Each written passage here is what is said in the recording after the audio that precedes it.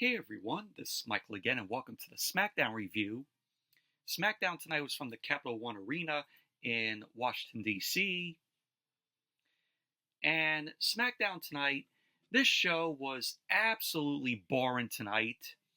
And like I say every week, SmackDown does not need to be 3 hours. These 3 hours are an absolute killer for this show. I cannot wait until this show goes back to 2 hours. Cannot wait until that happens. But tonight on SmackDown, we had Naomi. She ended up taking on Chelsea Green. This was an Elimination Chamber qualifying match.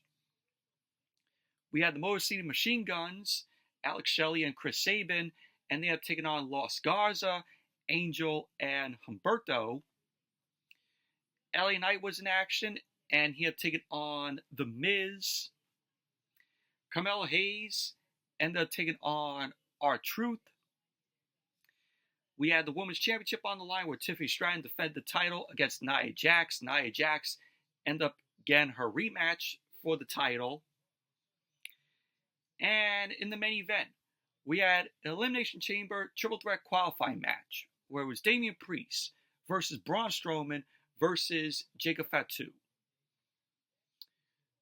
But overall, SmackDown tonight was a boring, awful show tonight. But before I get into the review, if you guys haven't checked out my previous video that I uploaded earlier today, did a movie review of Captain America Brave New World. So if you guys haven't checked out my review of that, definitely go check it out. But anyway, let's jump right into the review. SmackDown opened up tonight with Cody Rhodes. Cody Rhodes, the undisputed WWE Champion, he ended up coming out and he got a big ovation from the crowd there in Washington, D.C. Everybody got in there, whoas, as always. So Cody got into the ring. He got on the mic.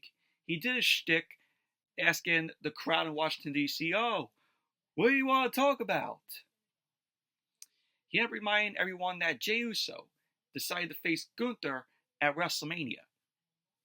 He ended up saying that all eyes are fixed on the Elimination Chamber and who will face him in the main event for the undisputed WWE Championship.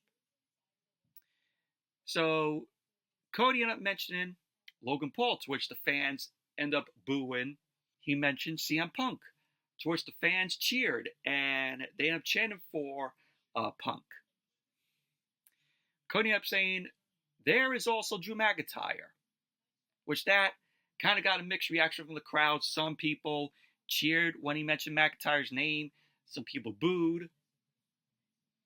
And he ended up mentioning John Cena, the greatest of all time.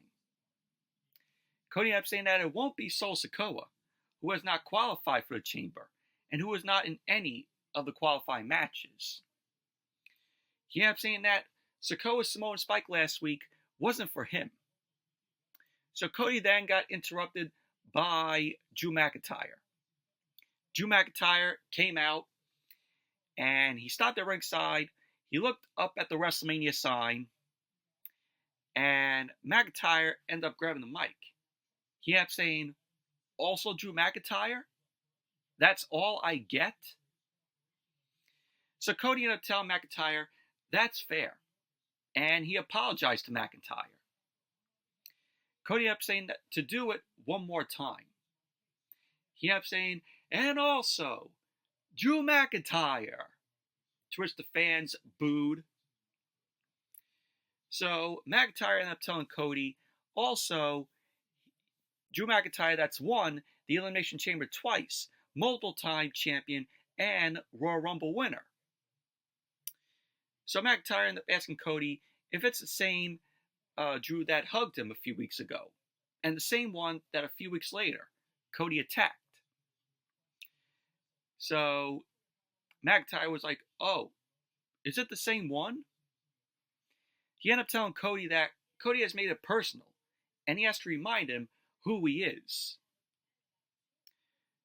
So Cody ended up telling McIntyre that he can count on one hand the man that have defeated him since he returned to the company, and McIntyre is one of them. Cody ended up telling McIntyre that he has not forgotten, and both McIntyre and Cody were now face to face. So that brought out Jacob Fatu. Jacob Fatu came out along with Tama Tonga, and the fans were chanting for Jacob Fatu. So Jacob Fatu and Tama Tonga got into the ring. Fatu was face to face with McIntyre.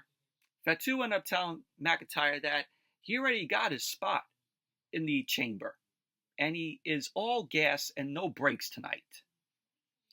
Fatu ended up saying that when it comes to Priest and Strowman, he is about to dog walk their asses. He ended up saying when he is done with them, he will earn his way into the chamber, and after that, he will go to WrestleMania.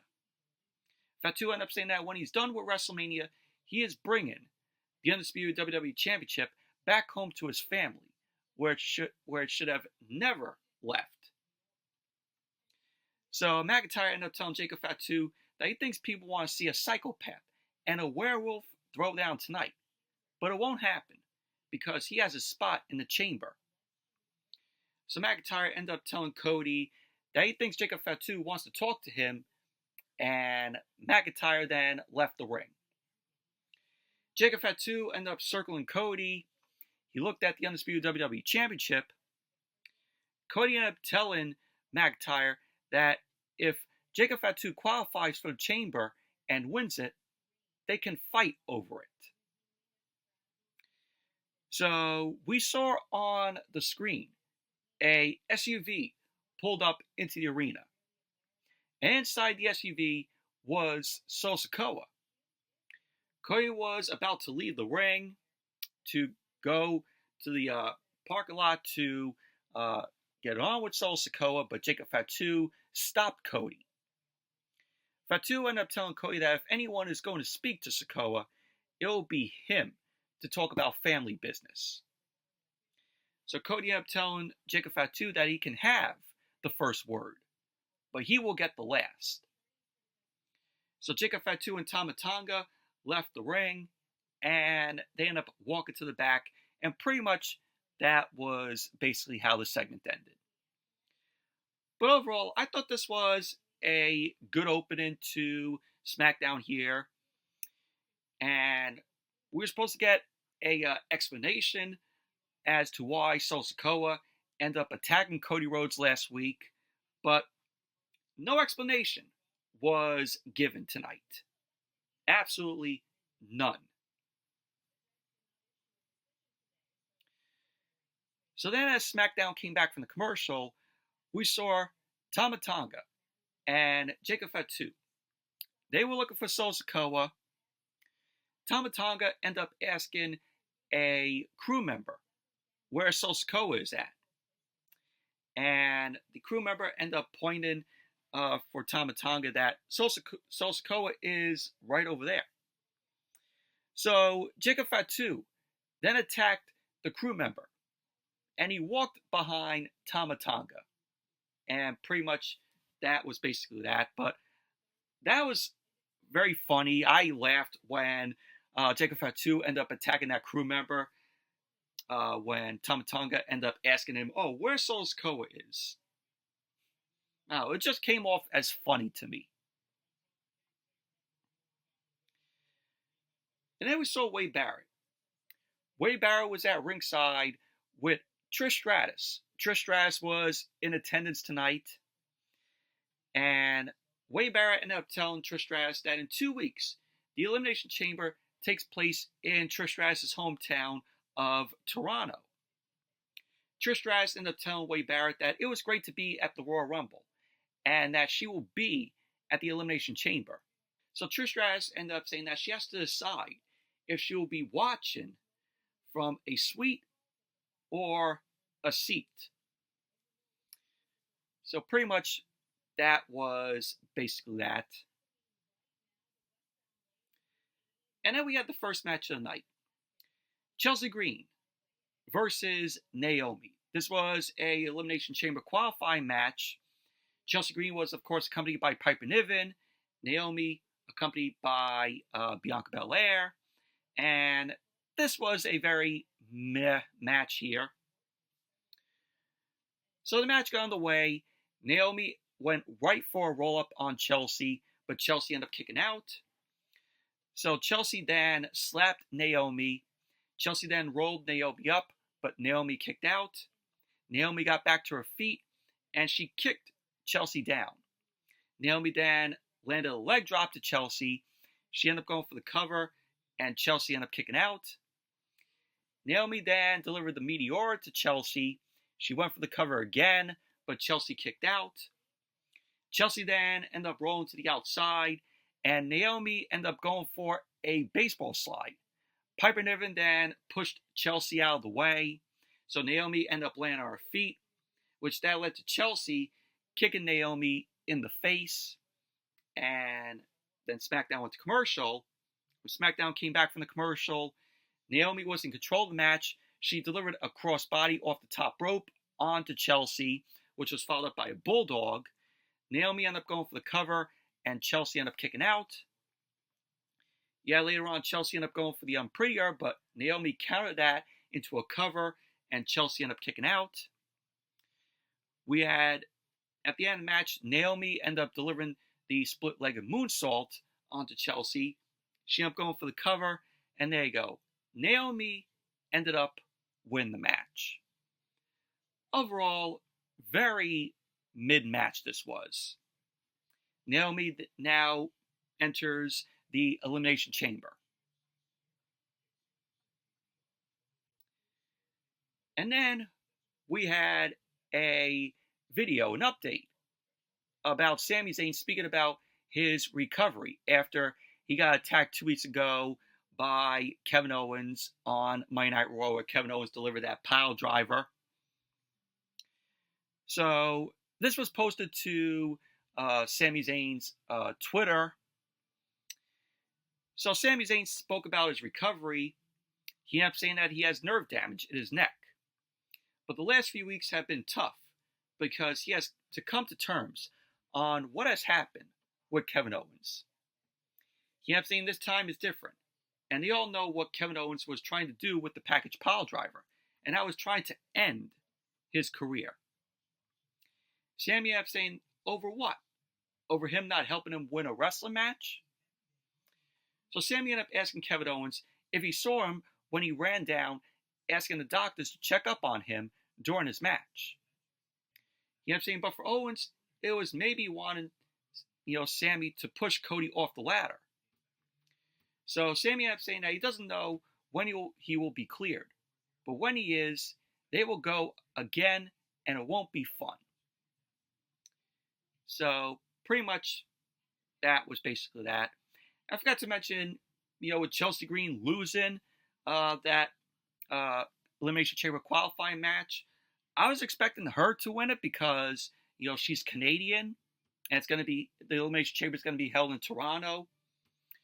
But obviously, that's not what happened. I mean, this is your Women's United States Champion, and she lost. And even Lyra Valkyria lost on Monday Night Raw this past Monday to Bayley in an elimination qualifying match. And she is your Women's Intercontinental Champion. So you have your two champions this week lose in a qualifying match for the Elimination Chamber. It shows how much good that WWE is booking the Women's United States Championship and the Women's Intercontinental Championship.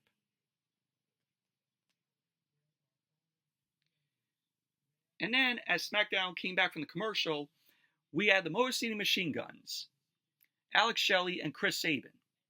And they have taken on Los Garza, Angel, and Humberto. Of course, they were accompanied by Santos Escobar. And the match itself was okay, in my opinion.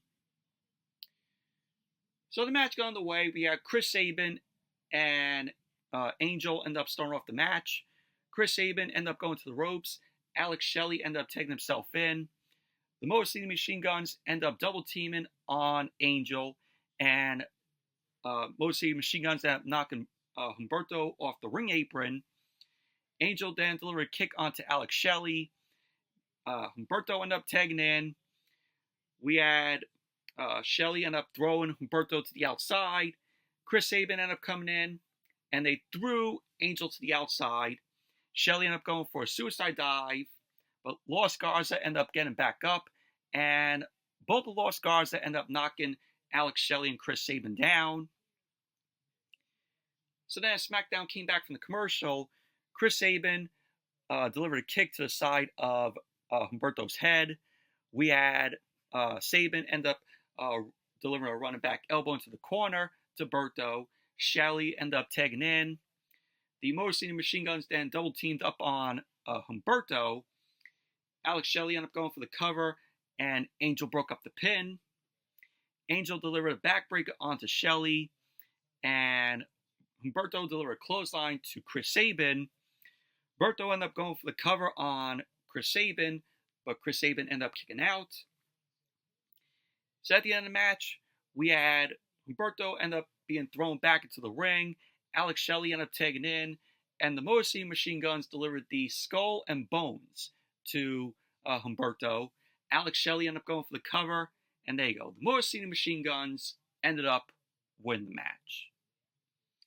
Overall, an okay, short tag team match here. And then we had a promo from Damian Priest. Damian Priest ended up talking about how he is a former champion, and he made a name for himself on Monday Night Raw for the last 4 years. He then ended up telling everyone that anarchy has arrived. So it was a decent promo from Damian Priest here. And then, as SmackDown came back from the commercial, we saw Jacob Fatu and Tama Tonga. They were walking around backstage. They were yelling to try to find Sol Sikoa. And we saw Sol Sikoa. He was sitting on a chair. Sol Sikoa ended up standing up. Jacob Fatu ended up telling Sikoa what is going on. And Sikoa ended up telling Jacob Fatu that he needed time off. He ended up telling Jacob Fatu that ever since he lost to Ulafala to Roman Reigns, he has not been himself. Sikoa ended up telling Jacob Fatu that he let everyone down, and he let their family down. But he is ready to go and take over the business. He ended up saying it starts with Jacob Fatu win the Elimination Chamber qualifying match and go into WrestleMania and bring in the Undisputed WWE Championship back to the family. So Sol Sikoa ended up asking Jacob Fatu if he understands him. Jacob Fatu ended up turning around. Sol Sikoa ended up stopping Fatu, and he had telling Jacob Fatu that he loves him. And pretty much that was basically that. So Sol Sikoa, not feeling like himself after he lost to Ulafala to Roman Reigns. So Sol Sikoa wants Jacob Fatu to, go into the Elimination Chamber and win the Undisputed WWE Championship and at WrestleMania and bring it back to the Bloodline. Will Jacob Fatu win the match later on tonight? Find out. And then we got Shinsuke Nakamura. Nakamura ended up coming out. Of course, he's the United States champion. Came out to the ring. Good entrance from Nakamura. Really like, his entrance. So he was in the ring. He got on the mic. He ended up saying that he has waited for 4 weeks, and he has watched from the shadows, praying for a worthy challenge. He spoke in Japanese, and he ended up saying that no warrior is here. Nowhere. Nakamura ended up saying that he is looking for a test, but it's just the same weak guys. So he got interrupted by L.A. Knight. Yeah! So LA Knight came out. He ended up saying that Nakamura, he has been hiding in the shadows. And that's true. He ended up saying that Nakamura was praying for a worthy contender, and he was looking for a test. Knight ended up saying, wrong. That's the biggest lie he has heard. Knight ended up telling Nakamura that the last time they were in the ring, he had the win, but it took the bloodline to break things up. Knight then ended up telling Nakamura that the test is looking at him, and that Nakamura has already failed the test, with everyone saying, L.A. Knight, yeah! And then The Miz came out and killed this segment quickly. So Miz got on the mic. He ended up saying that he was wrong, because about a year ago, he said LA Knight was a flash in the pan. But here we are. He ended up saying that the fans are eating out of the palm of his hand. He ended up saying that it just kind of proves one thing, and that is that the fans are not educated. So The Miz ended up saying that the fans are not smart and that they are basic. Oh really, Miz? Maybe your moveset is basic in the ring whenever we see you have a match. So The Miz ended up seeing what Nakamura sees, and that is that Knight and no one else is worthy. But The Miz ended up saying that he is worthy. So Knight then cut The Miz off. He ended up saying that he guessed that The Miz will talk about his accomplishments. Knight ended up saying that he has been at least 10 years since The Miz has been relevant. But he has to say that he is kind of happy to see him. Knight ended up saying that he almost forgot that The Miz was here. He ended up telling The Miz to go away. So Knight was like, oh, me and the fans would like to see The Miz do what John Cena is doing and have a retirement tour so you could just go away. So The Miz then fake cried, awful. Knight ended up telling Miz that if he wants to talk about crybabies, at the very top of the list of crybaby bitches, it has to be Miz and Drew McIntyre neck and neck. So The Miz ended up saying that at least he has been at the top, and that he has been over and over again. Miz ended up telling Knight that guys like him don't measure to him. He ended up saying when the dust settles on his career, his resume stands alone. But can Knight say the same? So Miz ended up saying that Knight is not on his radar. And if John Cena can call a shot, and he can call his. Miz ended up saying that he wants a shot at the United States Championship. He ended up saying that he came to SmackDown to elevate the United States Championship and make his way to WrestleMania, while Knight will be on the outside looking in just like he has been his entire career. So then Knight ended up telling The Miz that he was in the ring defending the United States Championship every week. He ended up saying as much as he wants the United States Championship, the title needs him because he makes it shine. He ended up saying that The Miz sucks and he is a dork. Knight ended up saying that Miz is not championship material. So Miz then ended up going for a right hand to Knight, but Knight ended up going for the BFT, the blunt force trauma, but Miz rolled to the outside. So that brought out Nick Aldis. Nick Aldis ended up saying that it is obvious that Knight and The Miz are looking for a fight. He ended up saying Nakamura is looking for a worthy challenger. So Nick Aldis ended up making the match for LA Knight versus The Miz, which happened at the moment. But that was how the segment ended. Awful fucking segment this was. Absolutely terrible. So then, as SmackDown came back from the commercial, we had The Miz versus LA Knight. Boring match this was. Knight started off the match with a running knee to The Miz's face in the corner. Knight ended up going for the cover. Miz ended up kicking out. Knight ended up going for the BFT, but Miz ended up pushing Knight away. He lifted Knight up and threw him throw first on the top rope. Miz then delivered a kick to the back of Knight's head. he went for the cover, and Knight ended up kicking out. Miz delivered a neck breaker to Knight, and he ended up going for the cover. Knight kicked out. Miz then grabbed Knight, but Knight delivered some punches to the Miz, and he threw Miz to the outside of the ring. Knight then delivered the baseball slide, and Miz ended up hitting the commentary table. Knight then got in Nakamura's face, but Miz threw Knight into the steel steps. So then SmackDown went to commercial. Then when SmackDown came back from the commercial, Knight was in control of the match. He delivered a neck breaker to the Miz, which was followed up by an elbow drop from Knight. So Knight ended up going for the cover, and Miz ended up kicking out. We had Miz ended up running towards Knight. Knight ended up hitting the BFT to the Miz. Knight then climbed the second rope. He jumped onto the third rope and landed an elbow drop to the Miz. Knight ended up going for the cover, and there you go. LA Knight ended up winning the match. Post-match, Nakamura rolled into the ring, and both him and Knight were face-to-face.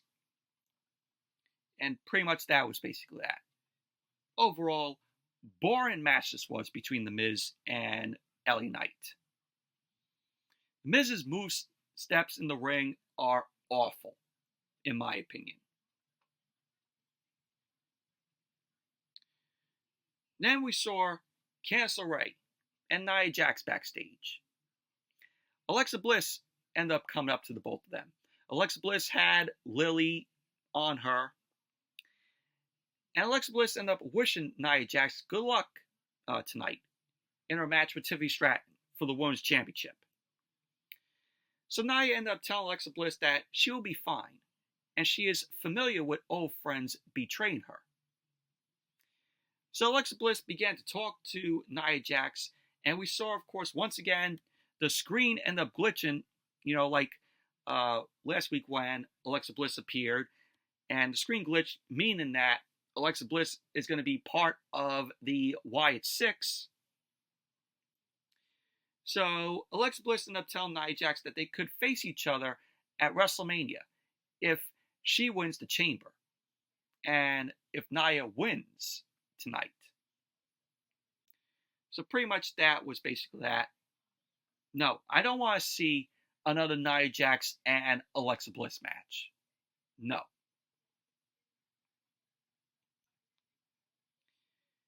And then as SmackDown came back from the commercial, The Miz was shown walking backstage.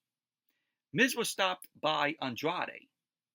Andrade ended up telling The Miz that if he wants, he can teach him something.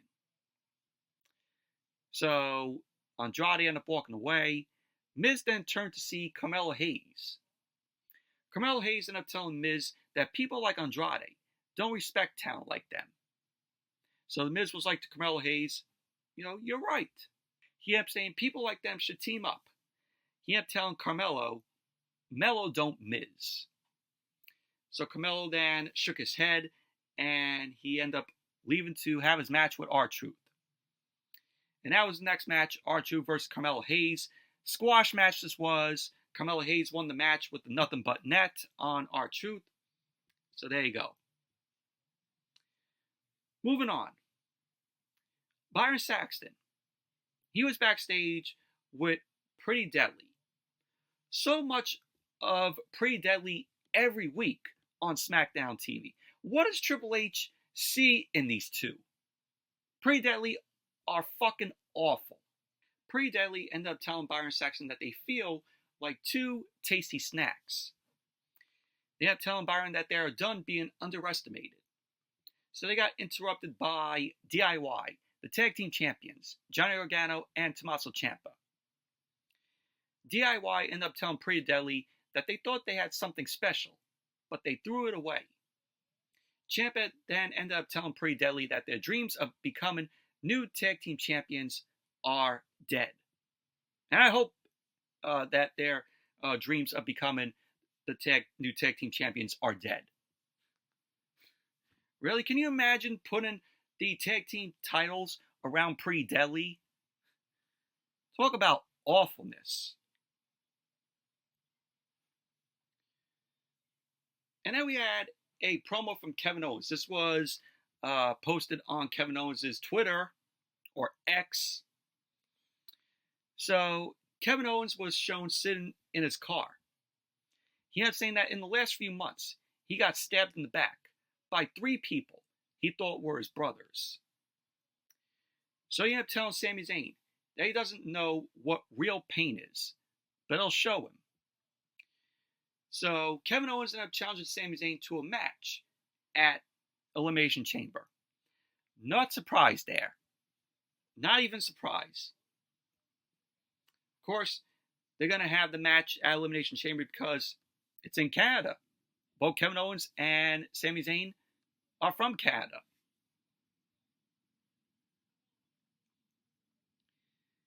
And then we had Tiffany Stratton versus Nia Jax. This was for the Women's Championship. Nia Jax getting her rematch for the title. And this was very meh, in my opinion. We had Nia Jax being accompanied by Candice LeRae. So the match got underway. Nia Jax ended up slamming Stratton into the corner, and she threw Stratton across the ring. Nia delivered a splash in the corner to Stratton as she ended up going to throw Stratton across the ring. Stratton ended up doing a cartwheel. So Stratton ended up going for a drop toe hold onto Nia, but Nia ended up standing still.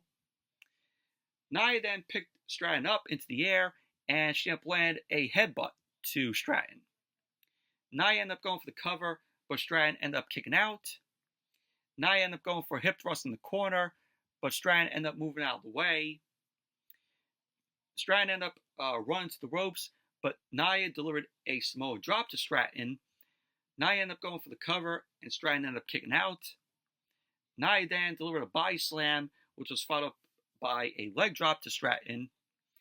And Nia once again ended up going for the cover, and Stratton ended up kicking out. So we saw Charlotte Flair watching the match backstage. And we had at the end of the match, we had Stratton end up going for the prettiest moonsault ever, but Candice LeRae got on the ring apron and she ended up tripping Stratton up. The ref ended up calling for the bell. So Stratton ended up winning the match by disqualification. So post-match, Nia ended up splashing Stratton in the corner. Candice LeRae grabbed a steel chair. She threw the chair into the ring. Trish Stratus ended up getting involved. She jumped the barricade and threw Candice aside. Nia Jax then climbed the second rope, but Trish Stratus ended up getting into the ring, and she ended up pushing Nia to the outside. So Candice LeRae ended up coming in. She ended up hitting Trish Stratus from behind, but Trish ended up delivering some right hands to Candice. Nia ended up getting back into the ring and landed a splash in the corner onto Trish Stratus. So officials end up running down. Nia Jax delivered a leg drop onto Stratton. Officials end up breaking it up between Nia Jax and Tiffany Stratton. Charlotte Flair ended up coming out. Charlotte Flair got into the ring. Stratton was still down. Charlotte ended up grabbing the mic, and she ended up picking up the steel chair. So Charlotte ended up unfolding the chair, and she took a seat next to Stratton, who was still down. Charlotte ended up telling Stratton to wake up. She was like, "Wake up, Tiffany. Wake up, Tiff." So awful. And she ended up telling Stratton to blink if she can hear her. So Charlotte ended up telling Tiffany, "The Queen chooses you. I'll see you at WrestleMania." So Charlotte then dropped the mic, and that was basically that. Obvious, we were going to see Tiffany Stratton versus Charlotte at WrestleMania. And hopefully, it will be a passing of the torch moment where Charlotte loses at WrestleMania and gives Stratton the win. God forbid, we don't want to see Charlotte Flair take the Women's Championship from Tiffany Stratton. If that happens, that would be god awful. And I'll be saying, if that possibly happens, WWE gives Charlotte everything. They do it for Charlotte. So I hope it's a passing of the torch. Charlotte loses at WrestleMania and gives Tiffany Stratton the win. That needs to happen. If that doesn't happen, WWE will make a big, big mistake.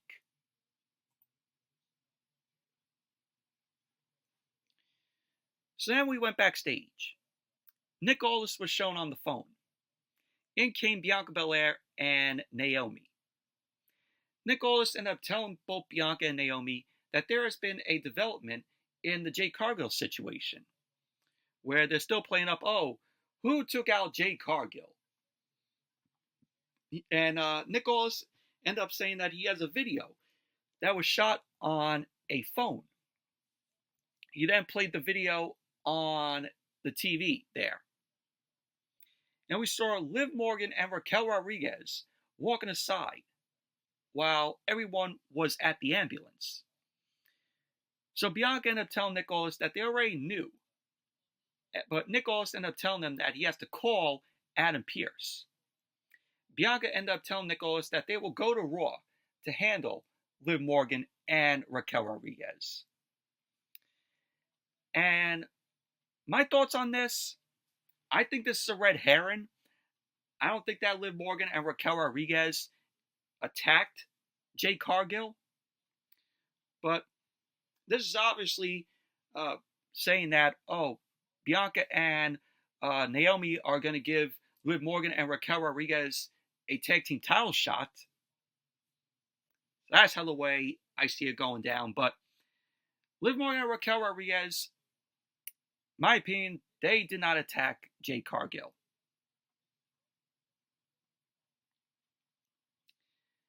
And then, as SmackDown came back from the commercial, we saw Tiffany Stratton. She was stopped backstage by Byron Saxton. Stratton ended up telling Byron Saxton that Charlotte will know it's Tiffy time at WrestleMania, but it's hard for her to concentrate after what Nia Jax and Candice LeRae did to her. So in came Trish Stratus.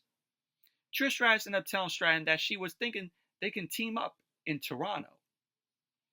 So Stratton ended up telling Trish Stratus that if she was thinking it would be Trishy and Tiffy time in Toronto. So pretty much we're going to get Stratton and Trish Stratus versus Nia Jax and Candice LeRae. Who asked for this?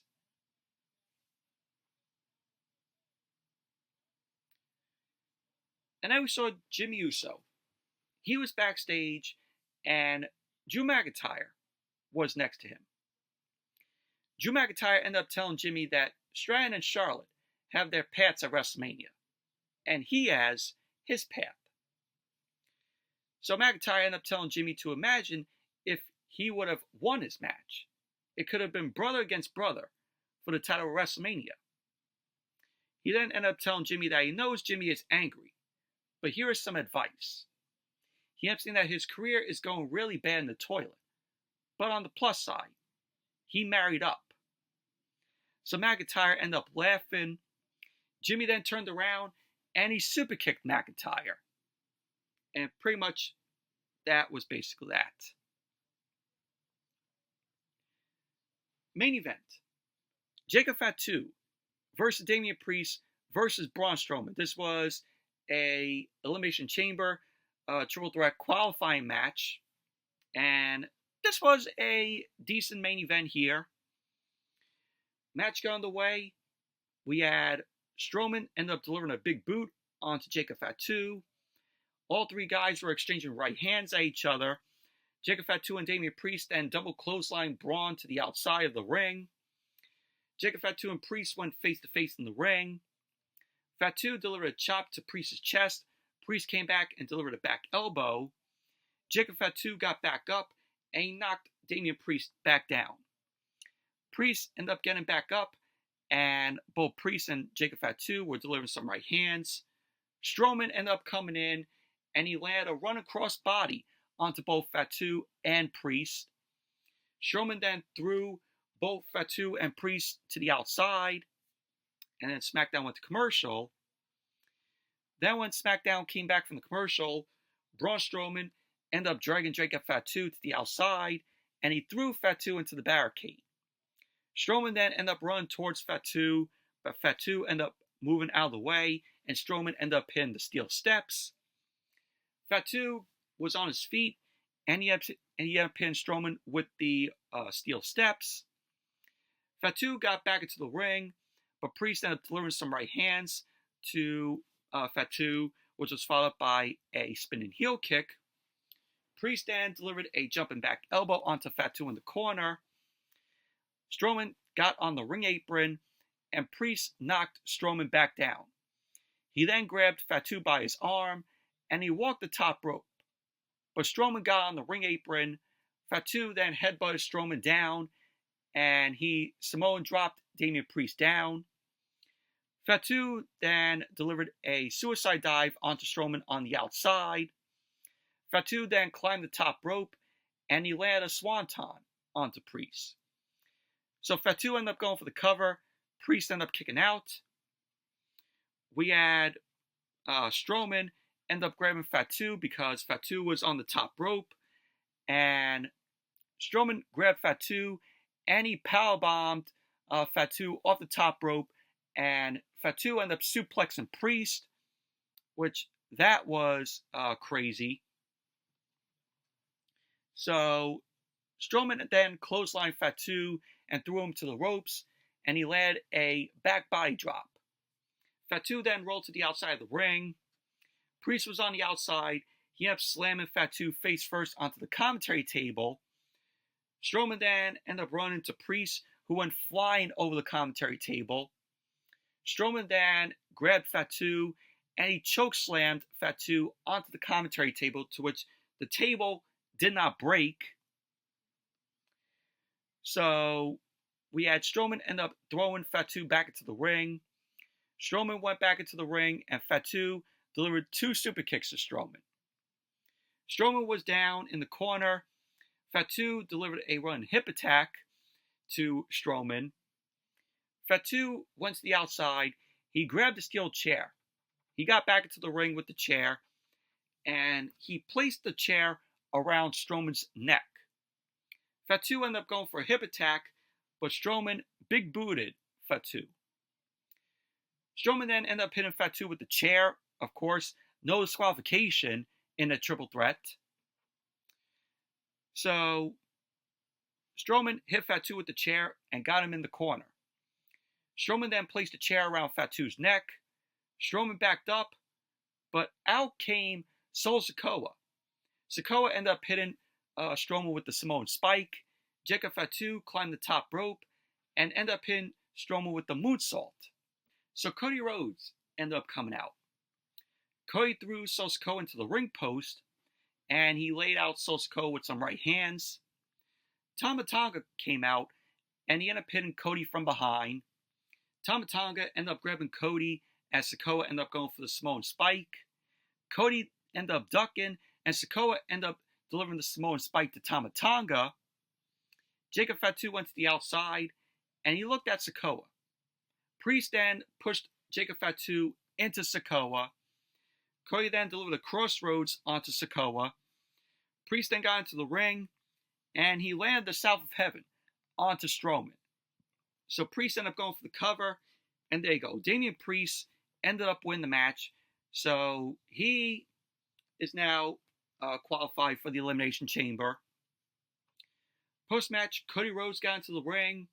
Both him and Damian Priest ended up looking up at the WrestleMania sign, and both Cody Rhodes and Damian Priest ended up shaking hands, and that was how SmackDown went off the air. Overall, decent main event match here. Obviously, I knew Damian Priest was going to win this match. But overall, SmackDown was just a boring, terrible show tonight. I mean, this doesn't feel like we're in WrestleMania season. Like, it's missing the hype. So hopefully that changes as we go into next month. And then, weeks into WrestleMania. But anyway, that's it for my review of SmackDown. Thank you all for watching. Hope you all enjoyed this review. Definitely give the video a thumbs up, comment, subscribe. Like I said earlier, be sure to check out my review of Captain America Brave New World if you guys haven't seen it. And until next video, I'll see you all later.